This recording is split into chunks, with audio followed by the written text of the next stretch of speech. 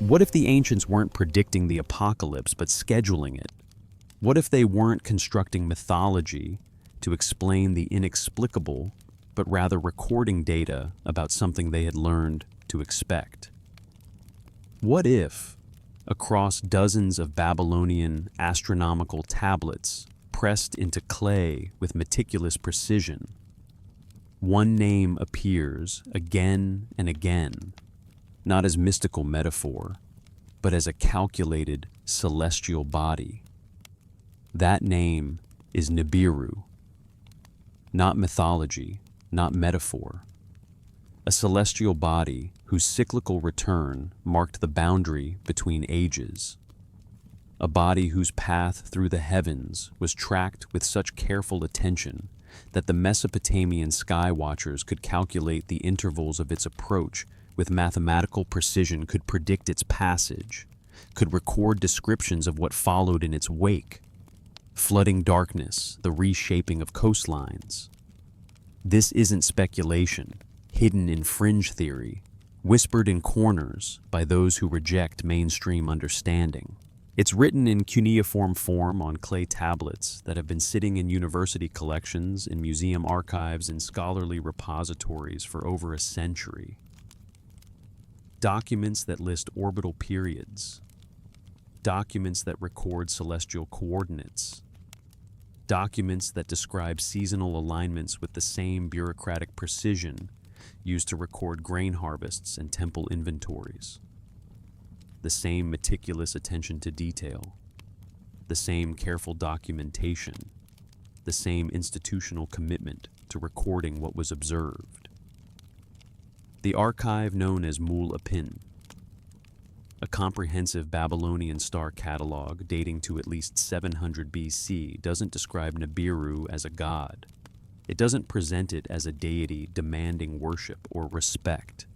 It describes it as a calculated crossing point, a celestial marker, something that appeared at specific intervals in recorded cycles, a pattern that could be mapped, a phenomenon that could be anticipated. The scribes who maintained these records weren't priests reciting prayers in temples. They weren't theologians constructing mythological narratives to comfort the population. They were observers. Trained observers. They were tracking something real, and their records describe something that modern orthodoxy finds deeply uncomfortable to acknowledge: an astronomical pattern that aligns with precision to the global flood myths spanning from Mesopotamia to Mesoamerica to the Indian subcontinent. Flood myths appearing in civilizations separated by oceans, separated by centuries, separated by entirely different cultural, linguistic, and religious traditions, yet describing remarkably similar phenomena. Remarkable in their consistency, remarkable in their specificity, remarkable in their technical detail. The timeline you learned in school, the one constructed in textbooks, shaped in academic consensus, reinforced through institutional authority, the timeline where ancient civilizations stumbled blindly through a world they didn't understand, inventing gods to explain thunder and floods. That timeline is incomplete. It doesn't account for what the evidence actually shows.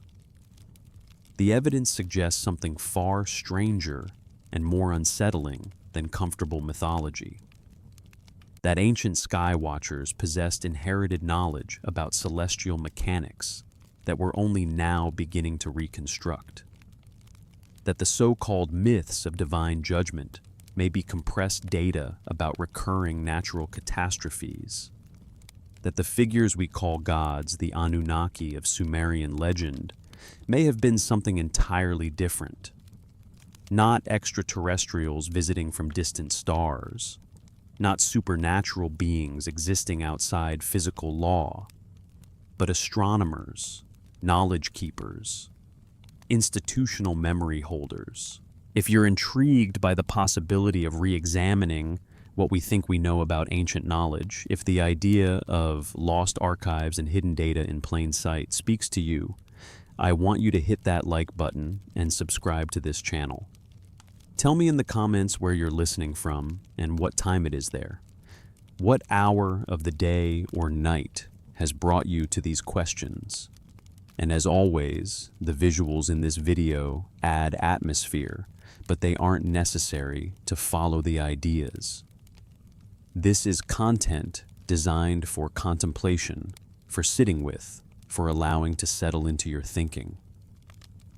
Let's go back to where this story really begins. Let's rewind to 1849.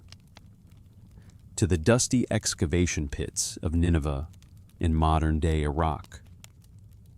British archaeologist Austen Henry Layard and his team were unearthing the ruins of the ancient Assyrian library of Ashurbanipal when they discovered something extraordinary. They didn't find just a few inscribed tablets. They didn't uncover a handful of texts. They discovered thousands upon thousands of clay tablets, stacked in organized rows like a bureaucratic archive, like files carefully sorted by subject and date and relevance. Thousands of tablets waiting to be read after nearly 500 years of silence. Most of the tablets contained what you might expect from an ancient administrative archive.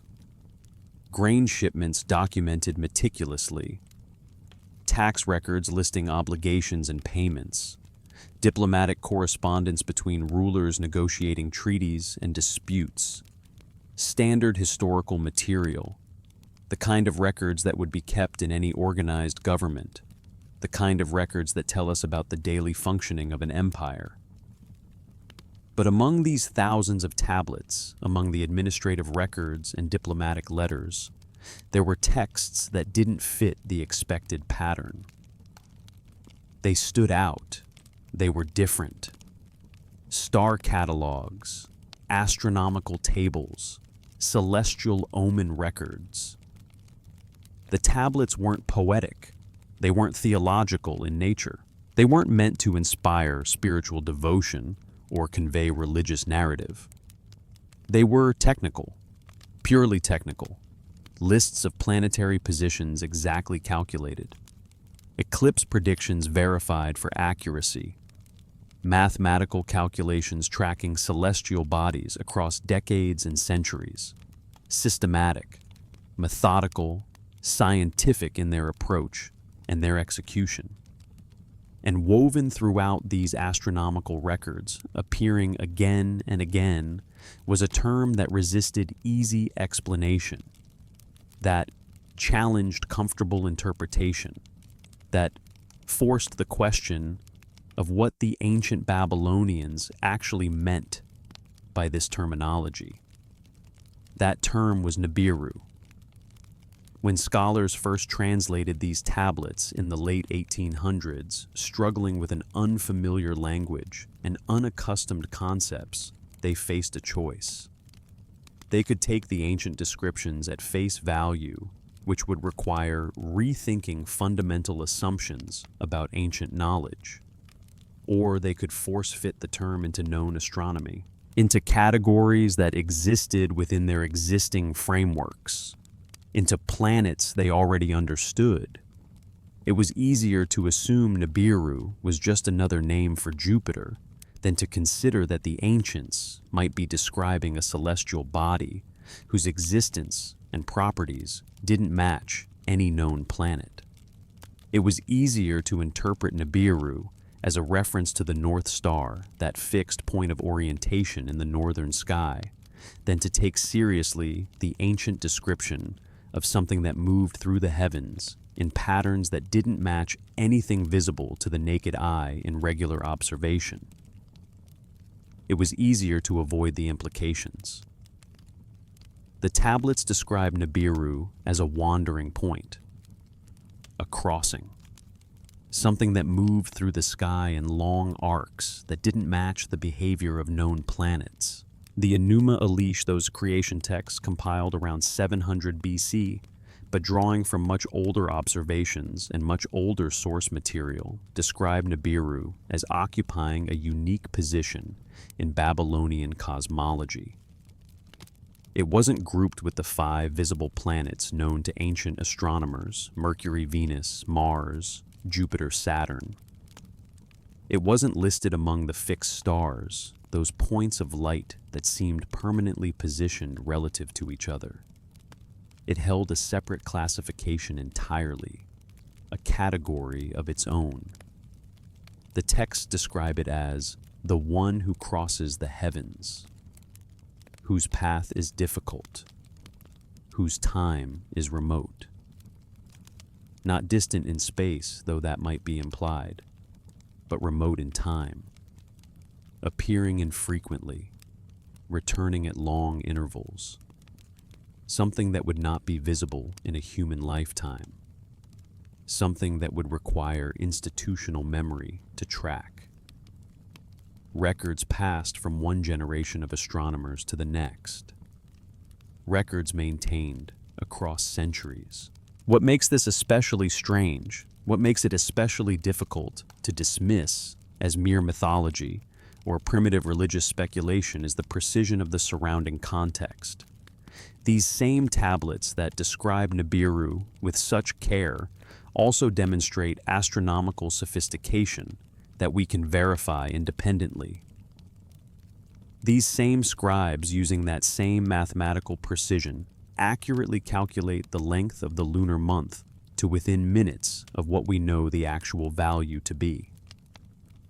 They predict solar and lunar eclipses with reliability that wouldn't be matched in Europe for another 2,000 years. They map the movement of Venus across a multi-year cycle with exactitude that speaks of careful observation maintained across many human lifetimes. These weren't primitive people inventing stories to explain natural phenomena they didn't understand. These were trained observers, educated specialists, people who had received years of training in mathematical calculation and astronomical observation. These were the ancient equivalent of our modern scientists, our modern astronomers, our modern specialists in celestial mechanics. So, when those same scribes, using that same mathematical precision and demonstrating that same capacity for accurate observation, describe Nibiru as a returning celestial body whose appearance coincides with great upheavals, whose passage marks transitions in the world, the immediate modern impulse to dismiss it as pure mythology starts to break down. It fractures. It becomes harder to sustain. Because there's a pattern buried in the text that modern scholars can't easily explain away, there's consistency, there's correlation, there's data pointing towards something real. The ancient records don't just mention Nibiru in isolation, as if it were merely one element among many in a collection of stories and beliefs. They consistently link its appearance to cycles of catastrophe, to flood narratives, to climate disruption, to the collapse and renewal of dynasties, to the reshaping of coastlines, to the darkening of skies, to phenomena that would affect the entire known world. And those same linkages, those same correlations between celestial events and global catastrophe, they appear across cultures that supposedly had no contact with one another. The Sumerian king list, that controversial document that records impossibly long pre-flood reigns lasting hundreds of years, sometimes thousands, divides history at a single point. That point is marked clearly: the flood. It states plainly in the original text, "Then the flood swept over." After that delimiter, after that marked transition, the recorded reigns become historically plausible, and the kings become archaeologically verifiable. Gilgamesh appears in the records, cities we've excavated, dynasties we can trace through material evidence. But before that flood, the king list records reigns of impossible length, figures that seem like mythology rather than history. And yet the structure of the document itself, the fact that it divides history at precisely this point, suggests that the Sumerian scribes understood something important about the significance of that flood. They understood it as a boundary, a transition point, a moment that marked the division between one era and another, one world and another, one cycle and another. The Zanclean flood refilled the Mediterranean basin when the Atlantic broke through Gibraltar, a geological catastrophe of such magnitude that it reshaped the geography of an entire region. The Missoula floods drained an inland sea across the Pacific Northwest in a matter of days, leaving behind evidence of water flows so enormous that they are difficult to comprehend. These were regional catastrophes in the modern sense, confined to specific geographical areas. But to the people experiencing them, to civilizations living in those regions, they were world-ending events. They were the destruction of everything. And if your civilization maintained institutional memory, if you had a knowledge class that preserved records across generations, those events would be documented, not as divine punishment directed at sinful people, but as data, as phenomena, as repeating patterns, as events that could potentially happen again. The flood narratives appearing in ancient texts from around the world, they aren't describing one event, they're describing a pattern. The cyclical catastrophes that accompany climate transitions at the boundaries between glacial and interglacial periods. The reshaping of the world that occurs when the planet's climate undergoes a phase transition. The Sumerian king list marks history at the flood, because that's when the current cycle began. The current period of relative climatic stability, the current era, but the structure of the document with its pre-flood section, describing impossibly long rains, suggesting awareness that floods had happened before, it raises an unsettling possibility, an uncomfortable question. If ancient civilizations understood floods as recurring rather than unique, as patterns rather than one-time events, and if they tracked celestial patterns that correlated with those catastrophes, then the stories weren't warnings about divine judgment. They were warnings about patterns, about cycles, about something that returns. And we've been treating those warnings as fairy tales. We've been dismissing them as mythology. We've been comfortable in the assumption that the ancients didn't understand what they were describing, that they were making it up, that they were inventing explanations for natural phenomena. But what if they understood perfectly well? What if they were documenting what they had learned through observation across generations? What if the warnings were real? Warnings about real patterns that actually do repeat. Memory in the ancient world was not the fragile, unreliable thing we imagine it to be in our written text-dependent era. Memory was architecture. This isn't metaphor. This is literal truth. Before written language became widespread, before tablets could be mass-produced and libraries established, before the infrastructure for preservation through written documents could be developed, information had to be encoded into structures that would outlast individual human lifespans. Knowledge was carved into stone, woven into ritual, embedded in oral formulas so rhythmic and repetitive that they couldn't be forgotten even across generations. The rhythm itself became the preservation mechanism. The question is, what happens when the people performing the rituals forget what the rituals actually mean? What happens when the form survives, but the content is lost?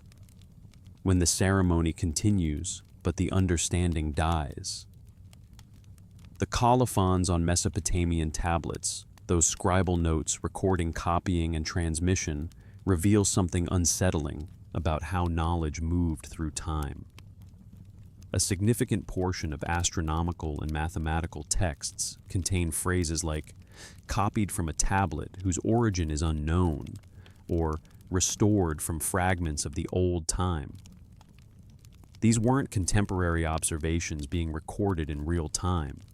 They were inheritances, received knowledge being transmitted from source documents so ancient that even the people copying them didn't know their true origins, which means the knowledge system functioned across temporal scales that exceeded individual memory. It required institutions specifically designed to preserve information beyond the death of any single keeper. The Sumerian Eduba, the scribal schools, weren't just teaching literacy in the way we understand it. They weren't just teaching young people how to recognize and produce written symbols. They were training memory custodians, keepers of the record. Young scribes spent decades learning not only how to read and write, but how to recognize deteriorating tablets before they crumbled completely. How to restore damaged text. How to distinguish between texts that could be freely copied and distributed, and texts that required special initiatory knowledge to understand correctly. The curriculum was stratified. This is crucial. Basic administrative writing was taught to many, functional literacy for the bureaucracy. Advanced mathematical texts were taught to fewer people. Astronomical calculation was restricted to fewer still. And the deepest level, the interpretive knowledge that explained what the calculations actually represented, that connected the astronomical data to the real world, that understood the implications, that was restricted to an inner circle. A small group.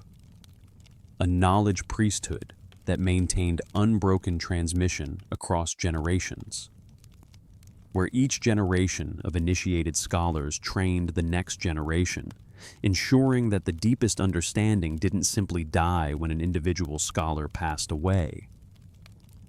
This is the structure of a knowledge priesthood, and it appears in every civilization that developed complex astronomical systems. This is a pattern, a recurring pattern. The Vedic priesthood of India preserved vast quantities of astronomical and mathematical data through oral transmission alone. No written texts, no tablets, no external records, just human memory shaped through mnemonic techniques. The Rig Veda, comprising over 10,000 verses, was memorized word perfect across millennia before ever being written down. Every syllable, every vowel, every tone, preserved in human memory. Modern linguistic analysis has confirmed that the phonetic accuracy of oral transmission exceeds the accuracy of written copying. The text survived because it was encoded in human memory through mnemonic techniques so sophisticated that we're still studying how they worked, still trying to understand the methods. But here's the critical detail. Here's what matters. The verses themselves are layered. They contain surface meaning for general practitioners, for people who needed to participate in the rituals without understanding the deep content. Hidden mathematical and astronomical data for those trained to decode it. For the initiated few. For the knowledge priesthood. The same hymn that appears to praise a deity that reads as religious devotion to the untrained ear contains embedded in its metric structure precise calculations of lunar cycles and solstice positions. The worshippers preserved the formula. The priests understood the content. The knowledge survived in plain sight, hidden by layers of meaning protected by the requirement for initiation to decode it. In Mesoamerica, the Maya encoded astronomical knowledge into their long count calendar, a system so complex that it tracked multiple overlapping cycles spanning thousands of years. Cycles of different lengths, different periodicities, all woven together mathematically. But that calendar wasn't written in manuals. It wasn't documented in an instruction manual that could be referenced. It was performed.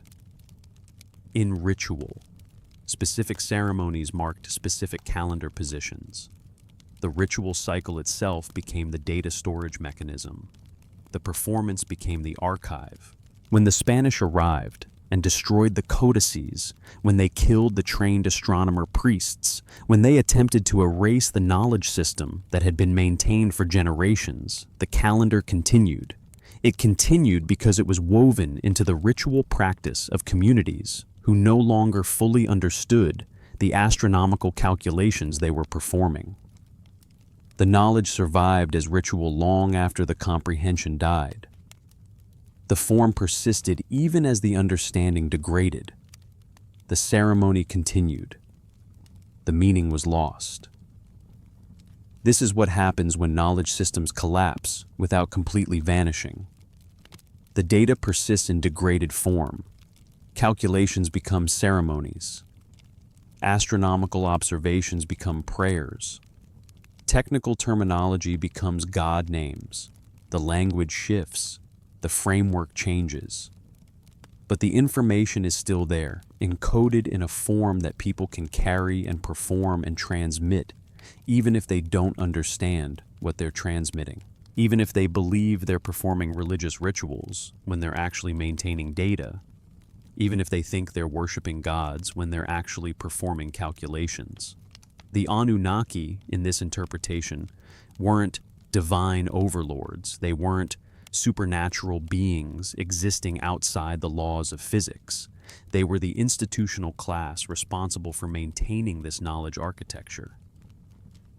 The priesthood, the specialists, the ones trained in the technical knowledge required to understand the astronomical data and its implications. They were human, or at least they were beings of the physical world, capable of training others, capable of transmitting knowledge, capable of maintaining institutions. Think about what this means for how we understand the ancient world. Think about what it means if the people we called gods were actually astronomers. If the beings we thought were divine overlords dispensing judgment from above were actually people trained in technical knowledge, trying to preserve crucial information about patterns affecting their entire civilization. The mythology takes on a different character. The stories of divine intervention of beings descending from the sky to teach humans of knowledge, given as revelation, these could be memory narratives. Stories about how knowledge was transmitted. Stories about the historical reality of a knowledge priesthood maintaining technical information. The flood narratives become less about divine punishment and more about cyclical catastrophe. The warnings about the end of the world become less about moral judgment and more about actual astronomical and geological dangers. The myths become documents. They become records. They become preserved knowledge in the only form that could survive the collapse of the civilization that created them. But understanding this requires us to let go of certain comfortable assumptions. It requires us to accept that the ancients understood something that we had forgotten, that they had knowledge systems we had lost, that the wisdom of the past wasn't primitive superstition, but preserved information. It requires us to take seriously the possibility that when many ancient cultures describe a cyclical pattern of catastrophe, they're not all making it up independently. They're not all inventing similar stories by coincidence. They're documenting something real that happened to them, something that affected their civilizations, something that they understood would happen again. The question becomes, what is Nibiru in real terms? If we set aside the mythology, if we ignore the divine associations, if we treat it as the ancients treated it as a real celestial body with a real orbit and a real period of return, what could it actually be? The mainstream answer is dismissal. It's not real. It's not a documented astronomical object in modern science. The catalogs don't list it. No modern telescope has observed it. So it doesn't exist. It was mythology. It was invention. But the counter-argument is worth considering. If a celestial body returned to the inner solar system only once every few thousand years, if its orbit took it far beyond the known planets, if it was visible from Earth, only for brief periods during its closest approach, then modern observation wouldn't necessarily detect it. Modern astronomy has only been practiced for a few centuries. Modern telescopes have only been pointed at the sky for a few hundred years. That's an instant in astronomical time. A blink. If something returned to the inner solar system once every 3 to 500 or 4,000 years, we might simply be between appearances. We might be living in one of the long stretches where it's not visible to us, where it's out beyond the known planets, in the darkness, in the vast empty spaces between stars. And if that's the case, if something does exist that could return periodically, if the ancient records describing it are accurate records of real observation, then the cyclical catastrophes would make sense.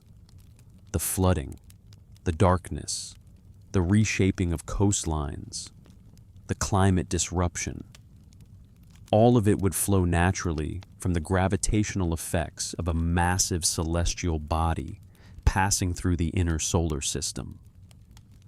The tidal forces alone would be extraordinary. The gravitational disruption would trigger earthquakes and volcanic activity. The impact of comets or debris associated with such a body would cause fires and ash in the atmosphere. The resulting climate disruption would cause floods, darkness, famine. And if this happens on a cycle, if it happens every few thousand years, then it would be part of the pattern of the world, part of the rhythm, something that ancient civilizations living through it or learning about it from their ancestors would need to understand, would need to track, would need to preserve in records and in memory and in ritual. The Babylonian tablets suggest that's exactly what they did. They tracked it. They calculated when it would return.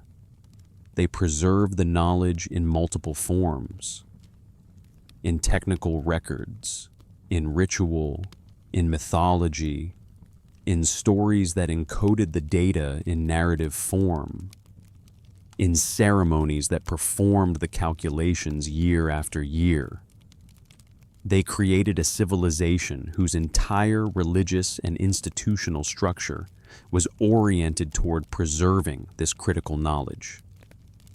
And when the Spanish arrived in Mesoamerica, when the great libraries were burned, when the trained priests were killed, when the institutions were destroyed, the knowledge didn't completely vanish. It persisted in ritual, in the ceremonies that continued, in the long count calendar that kept counting even after no one understood what the counts meant, in the stories that survived, in the fragments that remained.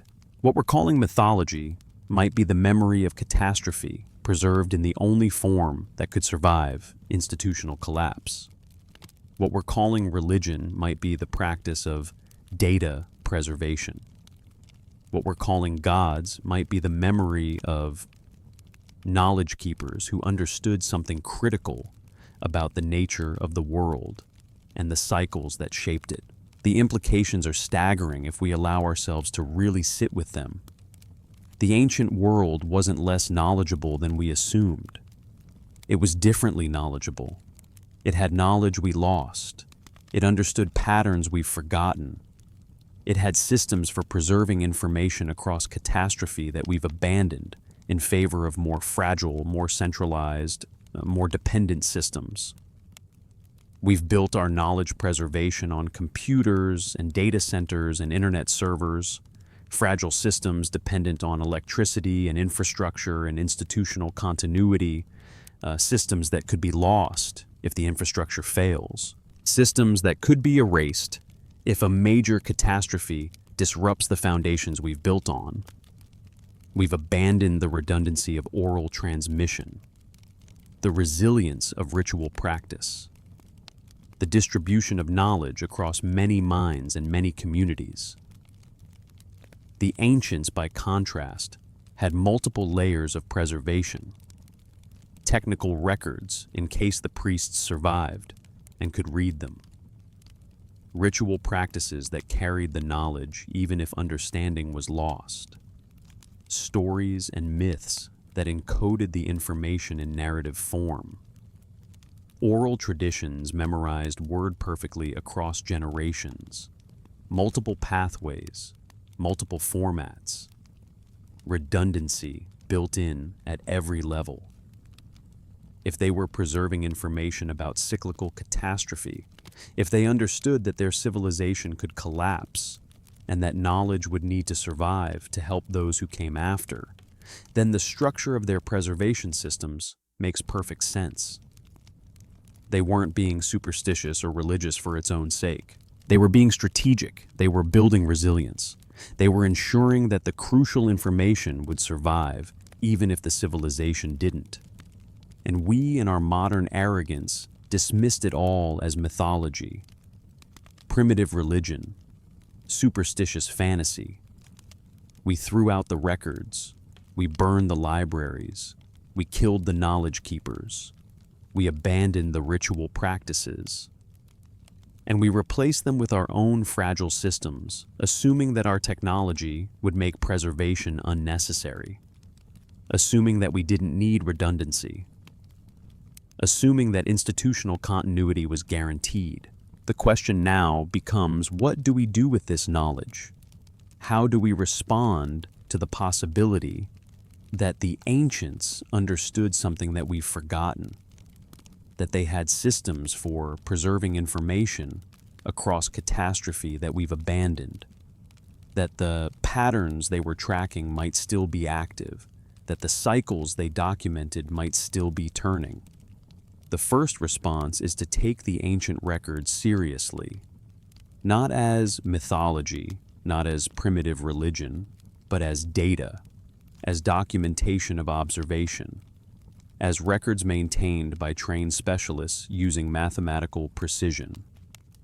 The Babylonian tablets aren't stories meant to entertain. They're records meant to preserve information. The Sumerian king list isn't a fantasy narrative about impossible reigns. It's a document that marks history at the point where the evidence changes, where the archaeology supports the narrative, where we can verify the data. The flood myths appearing across cultures aren't independent inventions of similar stories. They're documentation of similar experiences. They're records of catastrophes that affected multiple civilizations. They're warnings about patterns. They're data encoded in narrative form by people who understood something crucial about the nature of the world.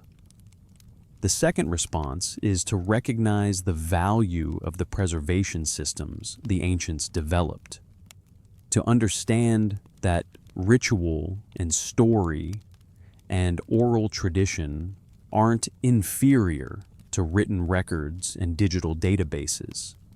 They're different. They have different strengths. They're more resistant to certain kinds of disruption.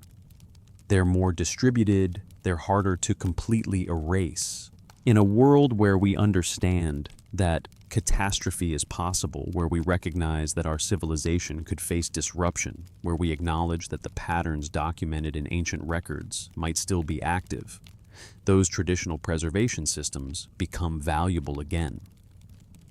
We could develop new rituals that encode modern knowledge. We could create stories that preserve technical information in narrative form. We could train people to memorize crucial data the way the Vedic priests memorized the Rig Veda. We could build in redundancy. We could distribute knowledge across multiple communities, multiple formats, multiple preservation systems. We could combine our modern ability to document with the ancient understanding of how to ensure that knowledge survives catastrophe. But the third, and perhaps most crucial response, is simply to listen. To take seriously the possibility that we don't have all the answers. That the ancients understood things we've forgotten. That the patterns documented in ancient records were real. That the cycles they were tracking might still be turning. That the knowledge they preserved might be important. That the warnings they encoded in myth and ritual and story might be warnings we need to hear. The Babylonian tablets sit in university collections. The Sumerian king list is available in translations.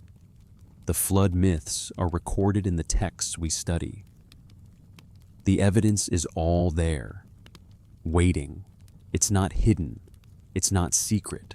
It's in plain sight, dismissed as mythology, because we've decided that mythology can't contain real information. That ancient people couldn't have understood the things they documented.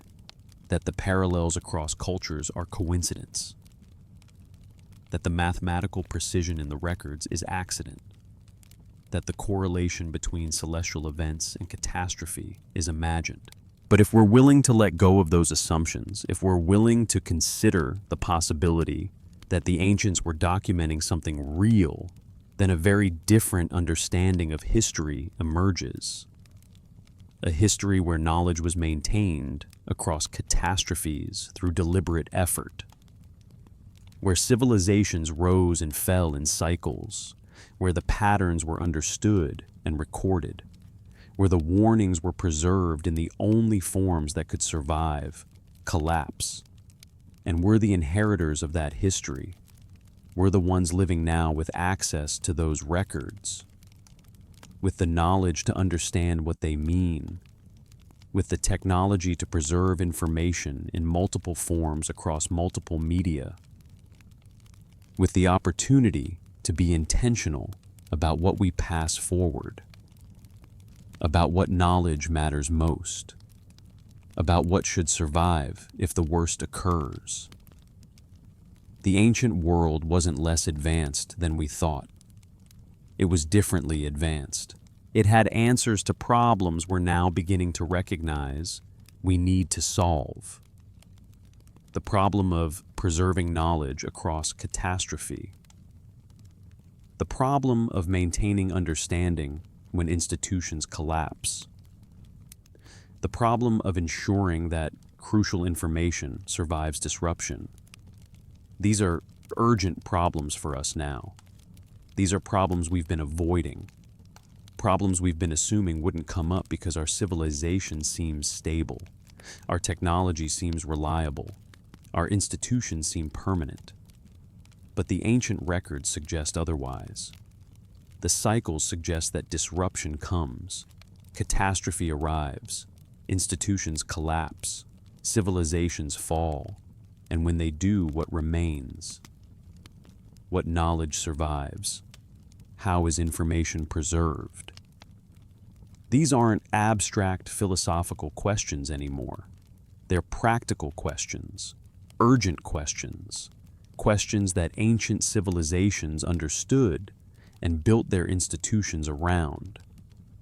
Nibiru may or may not exist in the form the Babylonians described. The cycles documented in ancient records may not repeat with the precision the evidence suggests. The catastrophes that shaped the ancient world may not recur, but the possibility that they could, the recognition that the patterns were real, the understanding that ancient civilizations were documenting something worth preserving. That's what matters. That's what changes how we approach knowledge preservation. That's what makes us reconsider the structures we've built and the systems we've abandoned. Consider the Sumerian scribal schools again, not as institutions training priests to perform religious functions, but as establishments designed to preserve knowledge across generations, designed to train people in the specific skills required to maintain, restore, and transmit technical information, designed to distribute understanding across multiple people so that the knowledge didn't die when a single keeper passed away, designed to create redundancy and resilience. We could build similar institutions now, not religious in character, but dedicated to knowledge preservation, dedicated to ensuring that the most crucial information, the information about cycles, about patterns, about how to survive catastrophe and rebuild, is maintained in multiple forms, distributed across multiple communities, embedded in ritual and story and oral tradition, as well as in written records and digital archives. We could learn from the ancient understanding of how knowledge persists across time. The rituals the ancients performed weren't superstition. They were data maintenance. The stories they told weren't entertainment. They were knowledge transmission. The gods they worshipped weren't supernatural beings. They were memory narratives about knowledge keepers. They were stories about how understanding was preserved and passed forward.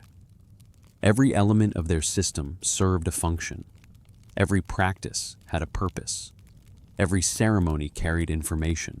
And we've dismissed all of it because we've built our understanding of knowledge preservation on very different assumptions. We've assumed that written records are superior to oral tradition, that central repositories are better than distributed knowledge, that literacy eliminates the need for ritual practice, that technology makes traditional preservation obsolete. But these assumptions might be wrong. They might be assumptions that leave us vulnerable to exactly the kind of catastrophic knowledge loss that the ancient records document. The Babylonian scribes recording Nibiru, the Sumerian king list, dividing history at the flood, the Maya performing their long count calendar, centuries after losing the understanding of what it calculated, these are all examples of knowledge preservation working.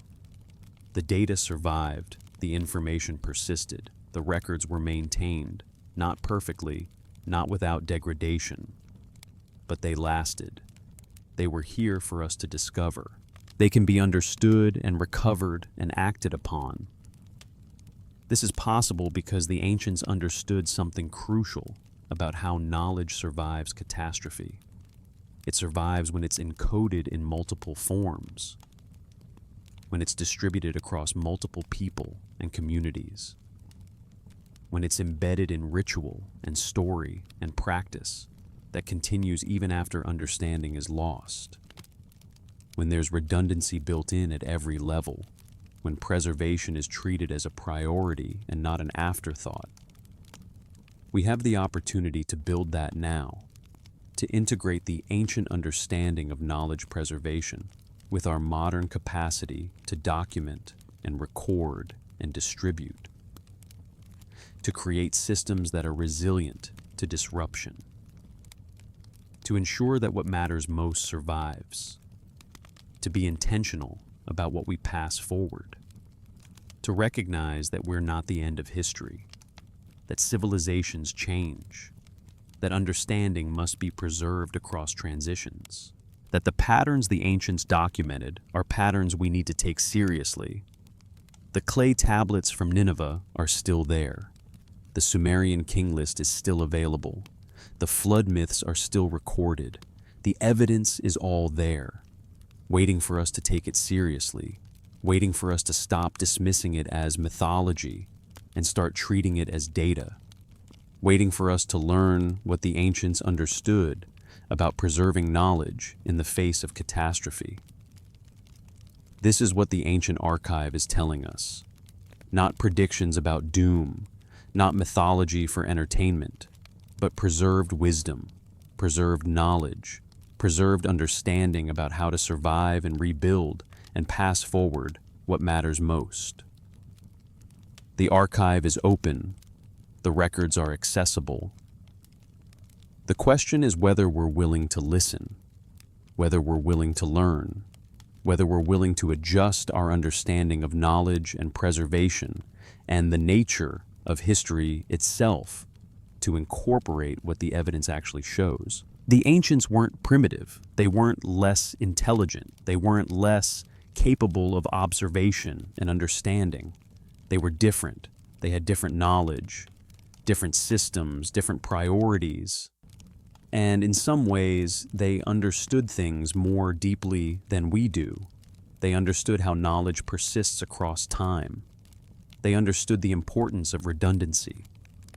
They understood that catastrophe comes and preparation matters, and they left us records, tablets, stories, rituals, monuments, all of it preserved for us to discover, all of it telling us the same story, that cycles turn, that patterns repeat, that knowledge can survive catastrophe if it's preserved intentionally, that the future depends on what we choose to pass forward now. The silence of the ancient world is not emptiness. It's the background from which the signals emerge. The clay tablets sit in collections waiting to be understood.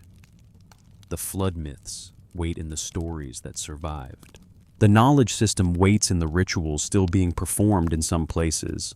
The data waits in the mathematical precision of astronomical observations recorded thousands of years ago. It's all there, all preserved, all waiting for us to develop the understanding to fully appreciate what it means. And the question that emerges from sitting with all of this, from taking it seriously, from allowing it to settle into your understanding, is not a question about the past. It's a question about the future. It's not, did the ancients really understand this? It's, what do we do now that we know they did? Now that we recognize that the patterns they documented were real? Now that we understand that they were preserving information about cycles that still affect us?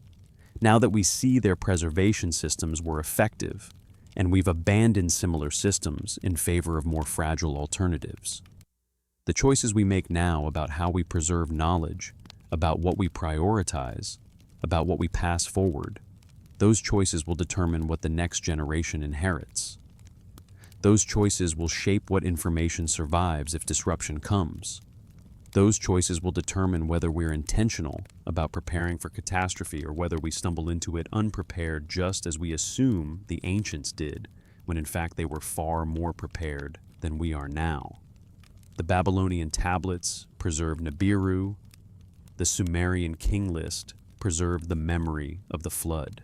The Maya calendar preserved the cycles even after understanding was lost.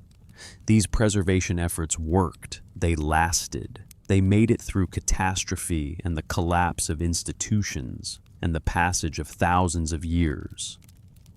Our digital archives might not be so resilient. Our centralized knowledge repositories might be more fragile than we like to admit.